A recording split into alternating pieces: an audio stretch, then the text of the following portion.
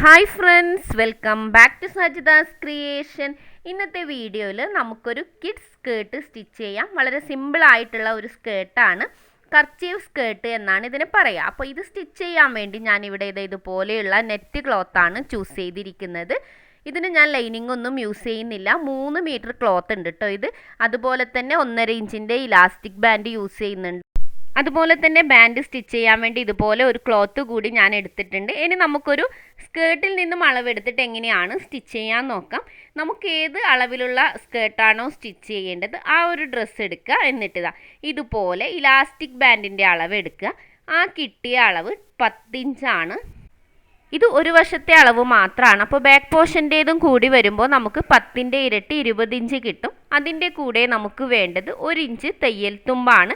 കാരണം elastic band നമുക്ക് side joint ചെയ്ത് കൊടുക്കണം. അപ്പോൾ 1 ഇഞ്ച് തയ്യൽ തുമ്പടക്കം 21 ഇഞ്ചാണ് നമ്മൾ എടുക്കുന്നത്. ഇതൊരു സ്കേർട്ടിൽ നിന്നും അളവെടുക്കുന്ന രീതിയാണ്. എന്നാൽ നിങ്ങൾ ഡയറക്റ്റ് ബോഡിയിൽ നിന്നാണ് അളവെടുക്കുന്നത് എങ്കിൽ കറക്റ്റായിട്ട് എവിടെയാണോ നമ്മൾ സ്കേർട്ട് ഇടുന്നത് അവിടുത്തെ അളവ് ഇതുപോലെ കറക്റ്റായിട്ട് എടുക്കുക. എന്നിട്ട് അതിൽ നിന്നും ഒരു 2 ഇഞ്ച് അല്ലെങ്കിൽ 3 ഇഞ്ച് കുറയ്ക്കുക. ഞാനിപ്പോൾ ഇവിടെ 2 ഇഞ്ച് കുറച്ചിട്ട് എടുക്കുന്ന ആ ഒരു രീതിയിലാണ് ചെയ്യുന്നത്. അതായത് ബോഡിയിൽ നിന്ന് എടുക്കുന്നുണ്ടെങ്കിൽ നിങ്ങൾ കിട്ടിയ അളവിൽ നിന്നും 2 ഇഞ്ച് കുറയ്ക്കുക. എന്നാൽ ഡ്രസ്സിൽ നിന്നാണ് എടുക്കുന്നുണ്ടെങ്കിൽ 1 ഇഞ്ച് എക്സ്ട്രാ കൊടുക്കുക. ഇതാണ് ഈ ഒരു അളവിൻ്റെ മെത്തേഡ് വരുന്നത്. അപ്പോൾ ഞാനിതാ ഇവിടെ 21 ഇഞ്ച് അളവിൽ വരുന്ന രീതിയിൽ ഇലാസ്റ്റിക് ബാൻഡ് കട്ട് ചെയ്തെടുത്തിട്ടുണ്ട്. ഇനി നമുക്ക് ഈ ഇലാസ്റ്റിക് ബാൻഡ് കവർ ചെയ്യാൻ വേണ്ട ക്ലോത്ത് ആവശ്യമുണ്ട്. അപ്പോൾ ഞാനിത് ഇതുപോലെ ഒരു ക്ലോത്ത് പീസ് കട്ട് ചെയ്ത് വെച്ചിട്ടുണ്ട്. അതിൻ്റെ നീളം എന്ന് പറയുന്നത് നമുക്ക് എത്രയാണോ ഇലാസ്റ്റിക് ബാൻഡ് കിട്ടിയത് അതിൻ്റെ കൂടെ ഒരു 9 10 ഇഞ്ച് എക്സ്ട്രാ കൂട്ടുക. ഞാനിപ്പോൾ ഇവിടെ എടുത്തിരിക്കുന്നത് 29 ഇഞ്ചിൻ്റെ ഇലാസ്റ്റിക് ബാൻഡാണ്. ഇതുപോലെ വലിഞ്ഞ് നിൽക്കാൻ വേണ്ടിയിട്ടാണ് നമ്മൾ ഇത്രയും ക്ലോത്ത് എടുക്കുന്നത്. നിങ്ങൾക്ക് വേണമെങ്കിൽ ഇലാസ്റ്റിക് ബാൻഡിൻ്റെ ഇരട്ടിയും ക്ലോത്ത് എടുക്കാം കേട്ടോ. ഇപ്പോൾ ഇലാസ്റ്റിക് ബാൻഡിൻ്റെ വീതി വരുന്നത് 1.5 ഇഞ്ചാണ്. അപ്പോൾ ഈ 1.5 ഇഞ്ചിൻ്റെ ഇരട്ടി, അതായത് 1.5 ഇഞ്ച് നമുക്ക് ഒരു വശത്ത് വേണം. അതിനെ കവർ ചെയ്യുന്ന വിധത്തിൽ കണ്ടോ, ഇതുപോലെ കവർ ചെയ്യുന്ന വിധത്തിൽ 1.5 ഇഞ്ചും വേണം. അതിൻ്റെ കൂടെ 1 ഇഞ്ച് തയ്യൽ തുമ്പ് കൂടി വേണം. അതായത് നമുക്കിത് ഇതുപോലെ ഇലാസ്റ്റിക് ബാൻഡ് 1.5 ഇഞ്ച്, അത് കവർ ചെയ്യാൻ 1.5 ഇഞ്ച് കൂടി, അപ്പോൾ 3 ഇഞ്ച് തയ്യൽ തുമ്പ് കൂടി വേണം. അപ്പോൾ 4 ഇഞ്ച്. അതായത് നമുക്ക് എത്രയാണോ ഇലാസ്റ്റിക് ബാൻഡിൻ്റെ വീതി വരുന്നത് അതിൻ്റെ ഇരട്ടി പ്ലസ് 1 ഇഞ്ച് തയ്യൽ തുമ്പ്. അങ്ങനെയാണ് നമ്മൾ ഈ ഒരു ക്ലോത്തിൻ്റെ വീതി എടുത്തിരിക്കുന്നത്. ഇനി നമുക്ക് ഇറക്കം നോക്കാം. ഇറക്കം നോക്കുമ്പോൾ നിങ്ങൾ ശ്രദ്ധിക്കേണ്ടത് ഫസ്റ്റ് മുഴുവനായിട്ടുള്ള ഇറക്കമാണ് എടുക്കേണ്ടത്. കണ്ടോ, ഇതുപോലെ നമുക്ക് എത്രയാണോ ഇറക്കം വേണ്ടത് അത് കറക്റ്റായിട്ട് എടുക്കുക. ഇപ്പോൾ 15.5 ഇഞ്ചാണ് എനിക്ക് കിട്ടിയിരിക്കുന്നത്. അതിൽ നിന്നും നമ്മുടെ ഇലാസ്റ്റിക് ബാൻഡിൻ്റെ വീതി കുറക്കണം. 1.5 ഇഞ്ചിൻ്റെ ഇലാസ്റ്റിക് ബാൻഡാണ് നമ്മൾ എടുത്തത്, അതുകൊണ്ട് 14 ഇഞ്ച്. അതായത് നിങ്ങൾക്ക് ടോട്ടൽ കിട്ടിയ ഇറക്കത്തിൽ നിന്നും എത്രയാണോ നിങ്ങൾ ഇലാസ്റ്റിക്കിൻ്റെ വീതി എടുത്തത് അത് കുറയ്ക്കുക. അതിനുശേഷം നമുക്ക് 1.5 ഇഞ്ച് തയ്യൽ തുമ്പ് വേണം. മുകൾ വശത്ത് ഇലാസ്റ്റിക്കുമായി ജോയിൻ്റ് ചെയ്യാൻ 1/2 ഇഞ്ചും താഴ്വശം ഫോൾഡ് ചെയ്യാൻ 1 ഇഞ്ചും. അങ്ങനെയാണ് 1.5 ഇഞ്ച് തയ്യൽ തുമ്പ് വരുന്നത്.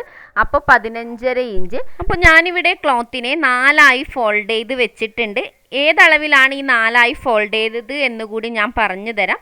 അതായത് നമുക്ക് കിട്ടിയ 15.5 ഇഞ്ചില്ലേ, ആ 15.5 ഇഞ്ചിലാണ് ഇറക്കം മാർക്ക് ചെയ്തിരിക്കുന്നത്. 4ആയി ഫോൾഡ് ചെയ്തതിന് ശേഷവും നമുക്ക് 15.5 ഇഞ്ച് വേണം.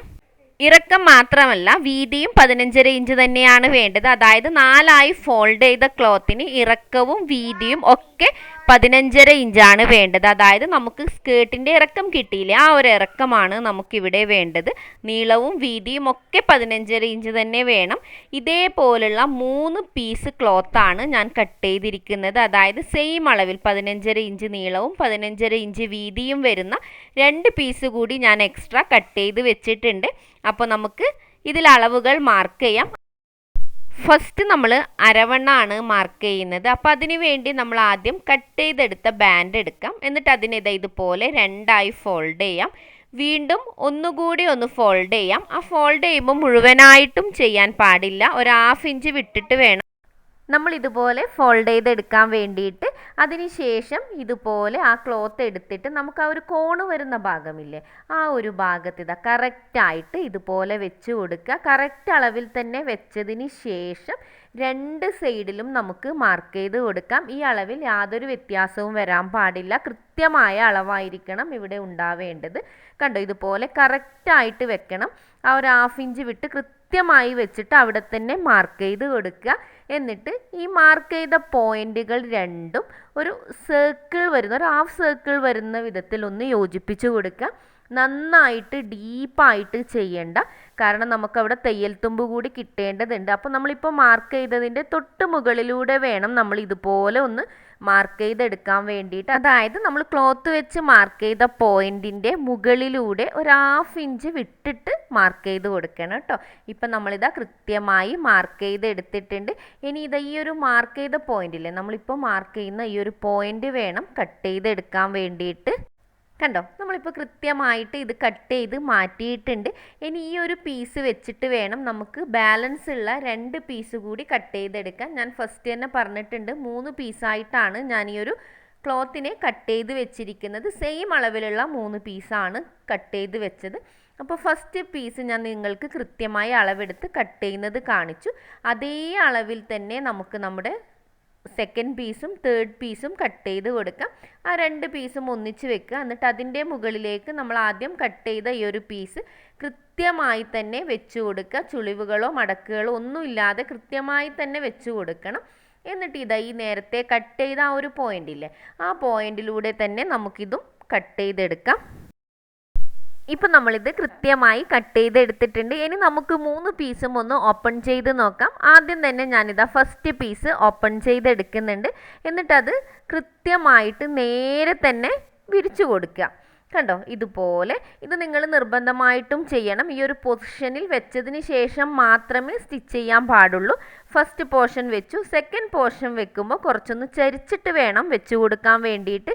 ഇപ്പോൾ ഈ വീഡിയോ കാണുമ്പോൾ നിങ്ങൾക്കൊന്നും മനസ്സിലാവുന്നുണ്ടാവില്ല. ഞാൻ ജസ്റ്റ് വെച്ച് കഴിഞ്ഞതിന് ശേഷം നിങ്ങൾക്കൊന്നുകൂടി കാണിച്ചു തരാം. ഈ സെക്കൻഡ് പീസ് വെച്ച ഗ്യാപ്പിലാണ് നമ്മുടെ തേർഡ് പീസ് വെക്കേണ്ടത്. കണ്ടോ, ഈ ഒരു രീതിയിൽ വേണം നമ്മൾ ക്ലോത്ത് സെറ്റ് ചെയ്തെടുക്കാൻ. ഞാൻ കാണിച്ചു തരാം. ഇത് ഫസ്റ്റ് പീസ്. ഇനി നമുക്കതിൻ്റെ മുകളിൽ സെക്കൻഡ് പീസ് ക്രോസ് ആയിട്ട് വെച്ചു. ഇനി ഇതാ തേർഡ് പീസ് കൂടി നമ്മളിവിടെ വെച്ച് കൊടുക്കാൻ പോവുകയാണ്.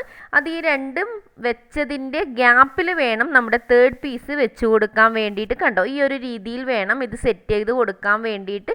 കൃത്യമായിട്ട് നിങ്ങൾ ഗ്യാപ്പ് നോക്കിയിട്ട് ഈ ഒരു രീതിയിൽ സെറ്റ് ചെയ്ത് വെക്കുക. എന്നിട്ട് ഇതാ ഈ ഒരു രീതിയിൽ വന്നു കഴിഞ്ഞാൽ ഇതിൻ്റെ സെൻറ്ററിൽ കൂടി നമ്മളൊന്ന് ജസ്റ്റ് സ്റ്റിച്ച് ചെയ്ത് കൊടുക്കണം. അല്ലാന്നുണ്ടെങ്കിൽ ഇത് അങ്ങോട്ടോ ഇങ്ങോട്ടോ മൂവ് ചെയ്ത് പോവും. അപ്പോൾ കറക്റ്റായിട്ട് വെച്ചതിന് ശേഷം സെൻറ്ററിൽ ജസ്റ്റ് ഒന്നൊരു സൂചിയും നൂലും എടുത്തിട്ട് തുന്നിക്കൊടുക്കുക. അങ്ങനെ തുന്നുകയാണെങ്കിൽ നമുക്കിത് മൂവ് ചെയ്യാതെ കറക്റ്റായിട്ട് കിട്ടും കേട്ടോ. കണ്ടോ, ഇപ്പോൾ ഇത് ഞാനൊന്ന് കാണിക്കുമ്പോൾ തന്നെ നിങ്ങൾക്ക് മനസ്സിലാവുന്നുണ്ടാവും ഇതിൻ്റെ ഫിനിഷിങ്ങും താഴ്വശത്തെ ആ ഒരു ഭംഗിയൊക്കെ ഈ ഒരു കട്ടിൽ ചെയ്യുമ്പോൾ മാത്രമാണ് നമുക്കിതുപോലെ പെർഫെക്റ്റ് ആയിട്ട് കിട്ടുക. തീർച്ചയായും നിങ്ങൾ ട്രൈ ചെയ്ത് നോക്കണം. നല്ല ഭംഗിയുണ്ട് കേട്ടോ. ഇതിന് ലൈനിങ് ആവശ്യമൊന്നുമില്ല. ഇനി നിങ്ങൾക്ക് ലൈനിങ് വേണമെന്നുണ്ടെങ്കിൽ സെയിം രീതിയിൽ കട്ട് ചെയ്തിട്ട് ലൈനിങ്ങും ഇതിൻ്റെ കൂടെ വെച്ച് കൊടുക്കാവുന്നതാണ്. അല്ലാന്നുണ്ടെങ്കിൽ കുട്ടികൾക്കൊരു പെറ്റിക്കോട്ടോ ലെഗിൻസോ അങ്ങനെ എന്തെങ്കിലും ചെയ്ത് കൊടുത്താൽ മതി. ഈ ഒരു സ്കേർട്ടിൻ്റെ ഏറ്റവും വലിയ ഹൈലൈറ്റ് അതിൻ്റെ താഴ്വശം തന്നെയാണ്. അപ്പം നമ്മളിത് ഈ ഒരു രീതിയിൽ മാത്രമേ ഇപ്പോൾ സ്റ്റിച്ച് ചെയ്തിട്ടുള്ളൂ. ഇനി ഇതുപോലെ ബാൻഡ് എടുക്കുക. എന്നിട്ട് ആ ബാൻഡ് 2ആയി ഫോൾഡ് ചെയ്തിട്ട് ഇതുപോലെ ഒരു 1/2 ഇഞ്ച് വിട്ടിട്ട് സ്റ്റിച്ച് ചെയ്ത് കൊടുക്കുക. ഇത് സ്റ്റിച്ച് ചെയ്തിട്ട് വന്നതിന് ശേഷം ഇതിൻ്റെ നല്ല വശം, ഇതിൻ്റെ ഉള്ളിലാണ് നല്ല വശം വരുന്നത്, അതിൻ്റെ ഉള്ളിലേക്ക് ഈ ഒരു സ്കേർട്ടിൻ്റെ നല്ല വശം ഒന്ന് വെച്ച് കൊടുക്കുക കേട്ടോ. കണ്ടോ, ഇതുപോലെ കറക്റ്റായിട്ട് ഇതിൻ്റെ ഉൾവശത്തേക്ക് വെക്കുക. എല്ലാ ഭാഗങ്ങളും ഒരുപോലെ ഇതിൻ്റെ ഉൾവശത്തേക്ക് വെച്ച് കൊടുത്തതിന് ശേഷം റൗണ്ടിൽ നമുക്ക് സ്റ്റിച്ച് ചെയ്ത് ബാൻഡും സ്കേർട്ട് പീസും തമ്മിൽ യോജിപ്പിച്ച് കൊടുക്കുക. നിങ്ങൾക്കിപ്പോൾ ഈ വീഡിയോ കാണുമ്പോൾ മനസ്സിലാവുന്നുണ്ടാവും എങ്ങനെയാണ് അത് വെച്ച് സ്റ്റിച്ച് ചെയ്ത് കൊടുക്കേണ്ടത് എന്ന്. കറക്റ്റായിട്ട് ആ ബാൻഡിൻ്റെ സൈഡിലൂടെ നമുക്ക് സ്റ്റിച്ച് ചെയ്തിട്ട് സ്കേർട്ടും അതുപോലെ തന്നെ ബാൻഡും ഒന്നിച്ച് സ്റ്റിച്ച് ചെയ്തെടുക്കാം. കണ്ടോ, ഇപ്പം നമ്മൾ കൃത്യമായിട്ട് ഇത് സ്റ്റിച്ച് ചെയ്തെടുത്തിട്ടുണ്ട്. ബാൻഡിൻ്റെ ഒരു സൈഡ് മാത്രമാണ് ഇപ്പോൾ യോജിപ്പിച്ചിട്ടുള്ളത്. ഇനി നമുക്കിതിനെ ഒന്ന് തിരിച്ചിടാം.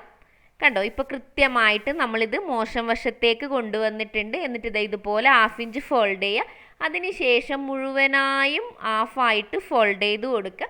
നമ്മൾ നേരത്തെ അളവ് പറയുമ്പോൾ പറഞ്ഞിട്ടുണ്ടായിരുന്നല്ലോ 1/2 ഇഞ്ച് ഉള്ളിലേക്ക് ഫോൾഡ് ചെയ്യുക, എന്നിട്ട് 1.5 ഇഞ്ച് വരുന്ന വിധത്തിൽ വീണ്ടും ഫോൾഡ് ചെയ്യുക. ആ രീതിയിൽ ഈ ഒരു ബാൻഡ് ഫോൾഡ് ചെയ്തെടുക്കാം. മുഴുവനായും സ്റ്റിച്ച് ചെയ്യാൻ പാടില്ല, നമുക്ക് ഇലാസ്റ്റിക് ബാൻഡ് ഇടേണ്ടതാണ്. അപ്പോൾ അതിനനുസരിച്ചിട്ട് ഒരു കുഞ്ഞു പോയിന്റ് മാത്രം വിട്ട് കൊടുത്തിട്ട് നമുക്ക് മുഴുവനായും സ്റ്റിച്ച് ചെയ്തെടുക്കാം. കണ്ടോ, ഇപ്പം നമ്മൾ കൃത്യമായിട്ട് ഇത് സ്റ്റിച്ച് ചെയ്തെടുത്തിട്ടുണ്ട്. ഇനി നമുക്ക് ആ ഒരു ഗ്യാപ്പിലൂടെ ഇലാസ്റ്റിക് ബാൻഡ് ഇട്ട് കൊടുക്കാം. ഇതുപോലെ പതുക്കെ പതുക്കെ മൂവ് ചെയ്തിട്ട് രണ്ടും ഒരു സൈഡിൽ കൊണ്ടുവരിക. എന്നിട്ട് ഒരു 1/2 ഇഞ്ച് വിട്ട് സ്റ്റിച്ച് ചെയ്ത് കൊടുക്കുക. ഇപ്പോൾ നമ്മളിത് കൃത്യമായിട്ടൊക്കെ സ്റ്റിച്ച് ചെയ്ത് എടുത്തിട്ടുണ്ട്. ഇനി ഇതിൻ്റെ മുകൾ വശം കണ്ടോ, അവിടെയും ജസ്റ്റ് ഒന്ന് സ്റ്റിച്ച് ചെയ്ത് കൊടുക്കുക. അതുപോലെ ഈ ഇലാസ്റ്റിക് ബാൻഡിൻ്റെ മുകളിൽ 1 2 3 അങ്ങനെ സ്റ്റിച്ചിട്ട് കൊടുക്കുക. കണ്ടോ, ഇപ്പോൾ കറക്റ്റായിട്ട് നമ്മൾ മുഴുവനായും സ്റ്റിച്ച് ചെയ്തെടുത്തിട്ടുണ്ട്. താഴ്വശം ഫോൾഡ് ചെയ്യോ ലേസ് വെക്കുകയോ ഒന്നും ചെയ്യുന്നില്ല. വളരെ സിമ്പിളായിട്ടുള്ള ഒരു സ്കേർട്ടാണ്.